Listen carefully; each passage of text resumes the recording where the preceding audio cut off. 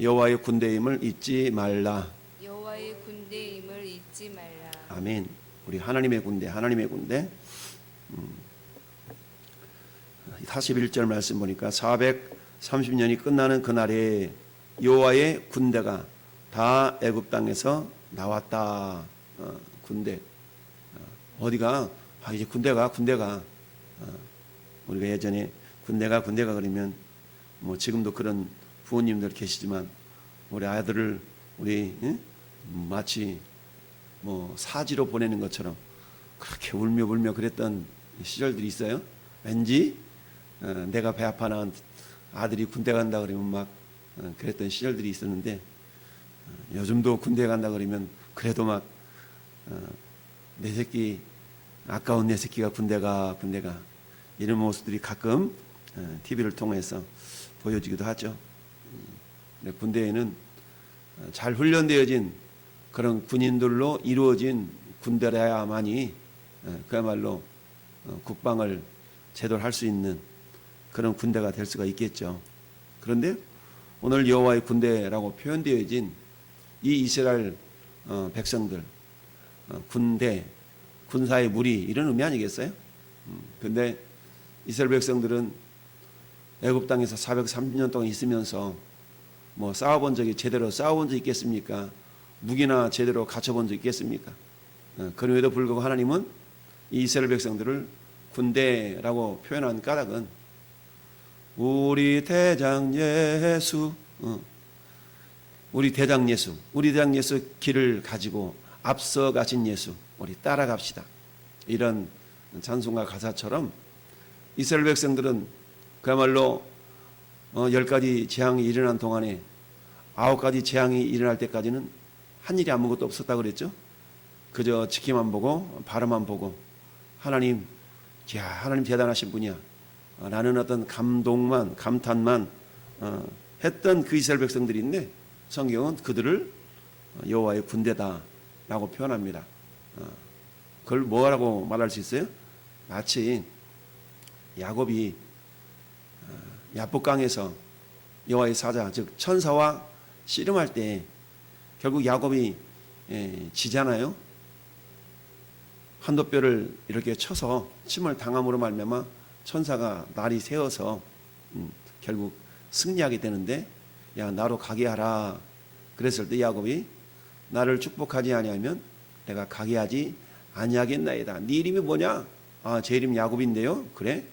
네 이름을 다시는 야곱이라 그러지 말고 이스라엘이라 그래라.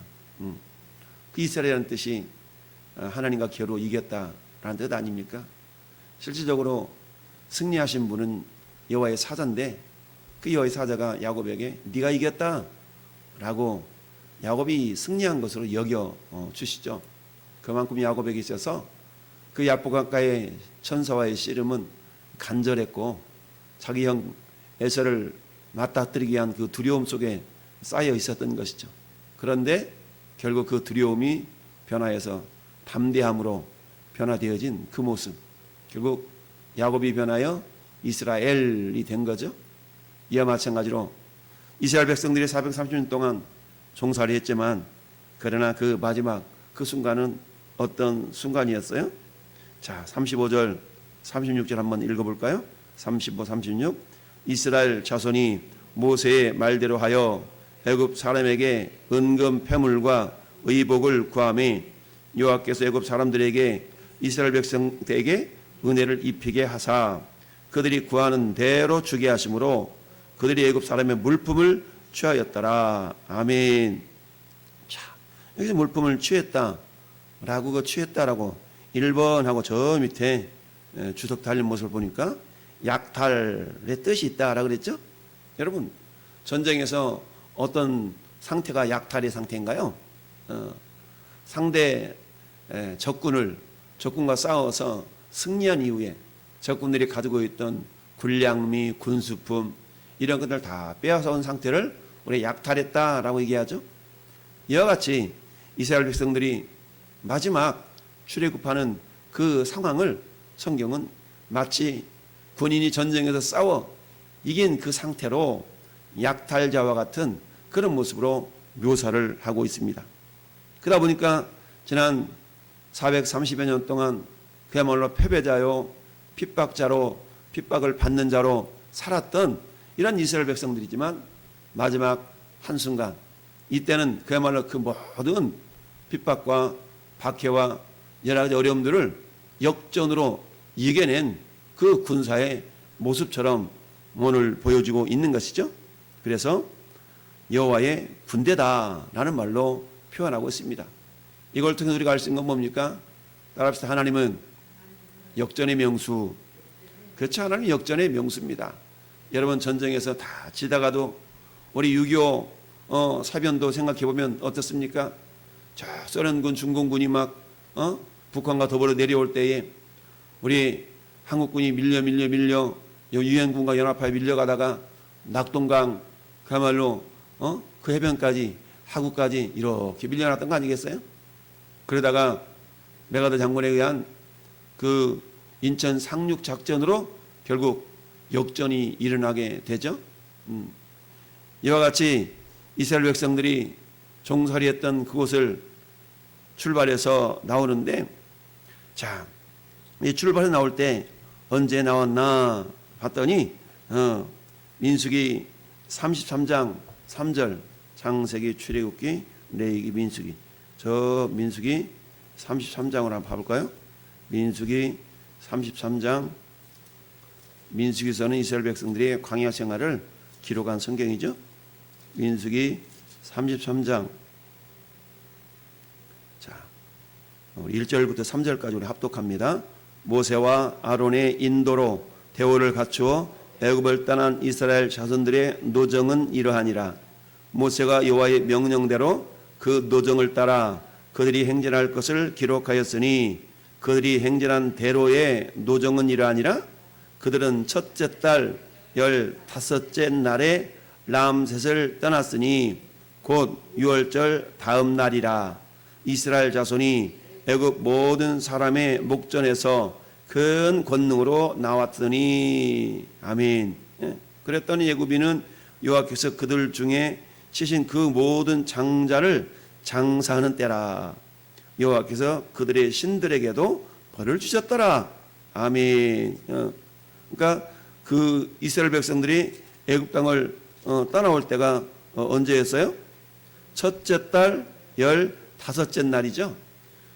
첫째 달 15째 날은 6월절이 첫째 달 19날 14일이기 때문에 15일은 어때요? 6월절 다음 날, 즉 무교절이 시작된 날이겠죠. 그래서 이스라엘 백성들이 출애굽을 언제 했나 라고 보니까 무교절 날, 무교절이 시작되는 15일에 출발했다라는 것을 우리가 알 수가 있는데요. 자, 그러면서 애굽 땅에서 나왔다. 그러는데 그 다음 날, 즉 하나님이 이스라엘 백성들에게 명령한 7대 절기가 있죠. 이 7대 절기 가운데 6월절만 가지는 독특함이 있는데, 그 독특함은 뭐냐면 6월절은 밤에 지킨다는 겁니다. 6월절 절기는 밤에 지키죠. 그래서 양의 피를 내서 좌우설주에 바르면 그 밤에 여호와의 사자가 어때요? 애굽 땅에 두루다니며 피가 있는 집은 살리고 피가 없는 집은 어때요? 다 장자 그리고 짐승의 첫 새끼를 죽이는 건 심판의 날이 되었던 것이죠. 그래서 이스라엘 백성들이 이 람셋은 이스라엘 백성들이 머물었던 고센 땅을 부르는 지명인데, 이 고센 땅의 그 지명인 그 람셋을 출발해서 이제 첫 번째 기착지인 어디로 갔어요? 숫곳에 이르니라고 그랬죠. 숫곳이란 지명은 성경이 여러 군데 나와요. 여러 군데. 근데 이름의 뜻은 우리간이라는 뜻인데, 자, 숫곳은 야곱의 삼촌집 라반을 떠나서 머물었던 곳도 숫곳이기도 하죠. 그런데 그 숫곳이 아니라 여기의 숫곳은 애굽 근처에 있는 그런 숫곳인데, 이곳은 람셋으로부터 동남쪽으로 약 52km 정도, 50여 킬로 정도 떨어져 있는 그런 지역이 이 숫곳입니다. 그래서 이스라엘 백성들은 애굽에서 나온 이후에 요단 동편 모압 평지에 이르기까지 모두 41번의 진을 치게 됩니다. 그래서 41번의 진을 치게 되는데 첫 번째로 진친 장소가 이 숫곳, 우리간이라는 뜻을 가진 그 지명이죠. 지역이죠. 그래서 숫곳에 이르렀는데 유아 외에 보행하는 장정이 몇만 명? 60만 명 가량이었다. 60만 명.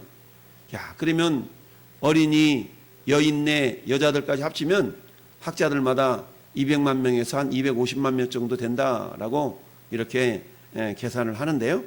어쨌든 이 많은 사람들이 애굽에서 이렇게 온갖 가지 막 짐을 싸가지고 나오는 모습은 어찌 보면 피난민 행렬 같기도 하고 그야말로 엄청난 그런 장관을 이루는 그런 모습이었지 않겠어요?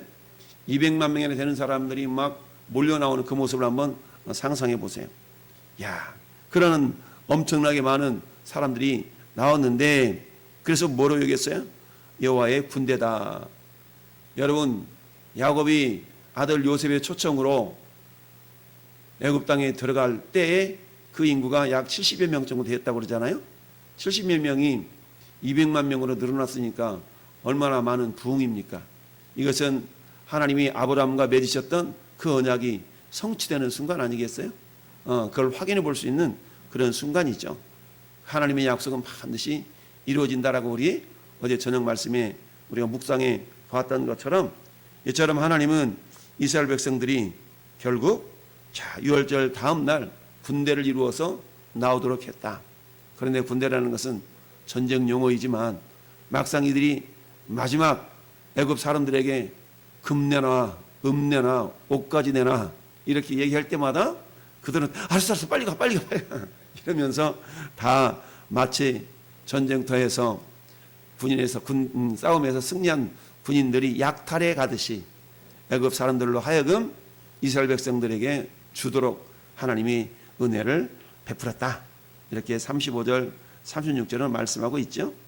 자, 그래서 그동안의 수고를 마치 보상이라도 하는 것처럼 그동안의 수고에 대한 마치 싹시라도 챙기는 것처럼 하나님께서는 그 이스라엘 백성들의 수고를 결코 외면하지 아니하시고 그들에게 애굽 사람들로 하여금 은금 패물을 다 주어서 내보내도록 역사하셨던 하나님이다라는 이야기입니다. 자, 그런데 이스라엘 백성들이 출애굽할 때 38절에 어떤 사람들이 함께 모였다고 그랬어요? 포함됐다고 그랬어요? 수많은 잡족들이 포함됐다고 그랬죠? 이 수많은 잡족들은 이스라엘 백성들을 유심히 지켜보는 가운데 저들이 섬기는 신은 과연 어떠한 신이길래 이처럼 애굽 땅을 심판하나라고 쳐다보았던 그런 족속들이다. 그런데 우리는 이것을 통해서 깨달을 수 있는 것이 뭡니까? 하나님의 구원에는 한계가 없고 제한이 없다. 그것은 무슨 말씀입니까? 예 없는 구원, 예 없는 심판이라는 어제 저녁에 말씀처럼 하나님은 예수 그리스도를 믿는 자라면 그 사람이 얼굴이 까맣든 얼굴이 하얗든 우리처럼 얼굴이 노랗든 구분하지 아니하고 모두가 다 하나님의 자녀의 권세를 하나님이 허락해 주신 것을 보게 됩니다. 여러분 마태복음 28장 19절에 우리 주님은 제자들에게 그렇게 말씀하십니다. 너희는 아버지와 아들과 성령의 이름으로 세례를 베푸는데 모든 족속으로 제자를 삼아. 그렇죠? 모든 족속으로 제자를 삼아. 그 모든 족속 가운데 여기 있는 수많은 족속도 포함이 되겠죠? 이스라엘 백성들만 이스라엘 족속들만 구원을 받는 것이 아니라 만약에 그랬더라면 오늘 이 아침에 저와 여러분들은 이 자리에 있을 수가 없었겠죠? 그러나 하나님은 예수님께서 제자들에게 말씀하셨던 것처럼 모든 족속으로 제자를 삼아. 할렐루야. 세례를 베풀고 내가 너에게 분부한 모든 것을 가르쳐 지키게 하라. 하나님의 구원은 한계가 없다. 모든 사람이 다 열려있는 것이 구원의 기회인 줄 믿습니다. 그래서 하나님은 모든 사람이 구원을 받으며 모든 사람이 오늘 이 수많은 잡족들도 포함이 되는 줄 믿어요. 디모데전서 2장 4절의 말씀처럼 하나님은 모든 사람이 구원을 받으며 진리를 아는 데 이르기를 원하시느니라. 이처럼 이 수많은 잡족들도 이스라엘 백성들이 어떻게 하나 유심히 살펴보니까 양의 피를 내서 그걸 그릇에 담아다가 우슬초 묶음으로 좌우 설주와 임방에 피를 바르고 꼼짝도 않고 있는 모습을 보면서 얘들아 우리도 저렇게 한번 따라해보자. 뭔가 있는 것 같아. 아마 이랬지 않았겠어요? 그런 족속들은 그 밤에 유월절 밤에 여호와의 사자가 애굽 땅을 두루다니면서 심판할 때에 모든 애굽의 가정가정마다 곡소리가 나며 전무후무한 그런 재앙이 임할 때에 어머나 우리 집은 별일이 없네, 우리 집은 별일이 없네, 이런 날이 되었지 않겠어요? 그래서 유월절날 그 밤은 여호와의 밤이라. 여호와의 밤이라. 여호와의 밤은 뭡니까? 애굽 사람들에게는 심판의 밤이요, 애굽 사람들에게는 파괴의 밤이요, 애굽 사람들에게는 눈물의 밤일 수밖에 없었지만, 그러나 이스라엘 백성들에게 그 밤은 하나님의 구원의 밤이요, 하나님의 샬롬의 밤이요, 이처럼 하나님의 기적을 경험하는 기적의 밤이 되었던 것이죠. 이처럼 동일한 밤이었지만 이스라엘 백성들에게는 구원이 임하였고 이집트 사람들에게는 심판이 임하였던 것이죠. 그러나 그 기준은 무엇이었습니까? 우리 하나님은 다른 거 보지 아니하시고 그 집 대문에 설주와 인방에 피가 발라져 있나 그렇지 않는가 그것만을 보셨다라고 그랬죠. 이스라엘 백성들에게 있어서도 마찬가지. 아마 그런 사람들도 있었지 않겠어요? 지금까지도 하나님 지켜주셨는데 이번에도 지켜주시겠지 라고 아무 일도 하지 않았던 그런 이스라엘 백성들도 있었을 거 아니겠어요? 그런데 그런 가족들, 그런 가정들은 어김없이 장자가 죽임을 당하는 그런 심판의 모습을 또 경험할 수도 있었겠지요. 어쨌든 하나님은 이스라엘 백성들과 애굽 사람들을 구분짓는, 아니 심판과 구원을 구분짓는 그 기준이 너는 이스라엘 백성들이니까 구원해 줄게, 이게 아니었어요. 피가 있나 없는가를 보셨다라는 사실입니다. 여러분 오늘날에도 마찬가지 아닙니까? 우리를 구원하신 구원의 기준은 너는 믿음 좋으니까, 너는 잘생겼으니까, 이런 기준이 아니라 너는 돈이 많으니까. 우리 유치부 유초등부 어린아이를 노래로 돈으로도 못 가요 하나님 나라, 힘으로도 못 가요 하나님 나라, 어여뻐도 못 가요 하나님 나라, 이런 찬송가가 있지 않습니까? 믿음으로 가는 나라, 하나님 나라. 오직 믿음으로만 가는 거예요. 하나님이 요구하셨던 세 가지의 믿음의 행위가 없다면 그들은 결코 구원을 이룰 수가 없어요. 여러분 예수께서 십자가에 못 박혀 죽으시고 우리 모든 인간들의 죄를 담당하셨음을 지켜보았던 로마 군병들, 서기관들, 바리새인들, 그들은 어땠어요? 그 사실에 현장의 목격자였지만 그들이 구원받았다는 성경의 기록은 없습니다. 단지 그들이 예수님은 과연 의인이었고 저분은 진정 하나님이셨어 라고 고백했던 한편 강도만이 오늘 네가 나와 함께 낙원에 있으리라 라는 구원을 받았던 걸 봅니다. 그런 것처럼 오늘도 저와 여러분들은 어쨌든 우리 믿음의 고백을 통하여 믿음의 행동을 통하여서 우리에게 구원이 임하였다라는 사실입니다. 오직 성령이 너희에게 임하시면 너희가 권능을 받고 예루살렘과 유대와 사마리아와 땅끝까지 이르러 내 증인이 되리라. 이제 여러분 우리들이 향해야 될 일은 뭡니까? 그런 주님의 은혜를 증거하고 증언하는 그런 사명을 감당하는 날입니다. 여러분 마지막 날이 가까워지고 있다라고 성경은 말씀합니다. 10처녀의 비유처럼 슬기로운 5처녀는 등과 여벌의 기름을 준비함으로 신랑이로다 라는 외침 속에서 꺼져가는 등불에 기름을 부어서 신랑을 맞이할 수가 있었습니다. 오늘날 저와 여러분들은 무엇으로 깨어 있어야 되겠습니까? 여러분 성령 충만한 가운데 말씀과 기도로 깨어서 주님이 신랑이다 라는 하늘의 천군 천사들의 외침과 천사장의 그야말로 나팔 소리가 울려 퍼질 때에 주님 내가 여기 있나이다, 내가 주님의 신부입니다 라는 믿음의 고백으로 모두가 다 공중 혼인잔치에 불려 올라갈 수 있는 그런 믿음의 사람들이 되기를 원합니다. 그래서 오늘 말씀의 제목처럼 여호와의 군대, 여러분 430년 동안 패배와 절망과 낙심의 삶이었다면 마지막 한순간에 역전을 이루는 역전승의 승리를 거머쥐었던 군대처럼 저는 여러분도 마찬가지입니다. 보라 이전 것은 지나갔으니 새 것이 되었도다. 누구든지 그리스도 안에 있으면 새로운 피조물이에요. 이전 것은 지나갔어. 이전 것은 내 인생의 패배와 실망과 절망과 그런 인생이었다 할지라도 이제는 그리스도 예수 안에서 하나님의 자녀로서 우리에게는 생명의 날이요 우리에게는 소망의 나날들이 있는 줄 압니다. 우리가 하나님의 군대로서, 군대는 싸워 이겨야 되죠. 오늘도 악한 마귀 사단이 우리를 미혹할 때마다 하나님의 전신갑주를 취하여서 여러분 악한 날에 모든 악한 것들과 싸워 이김으로 말미암아서 내가 주님으로 인하여서 승리하였노라고 우리가 주님의 영광을 찬양하며 간증하며 자랑하는 주님의 군대, 주님의 군사들로 오늘 한 날도 싸워 이기기를 예수님의 이름으로 축원을 드립니다. 아멘.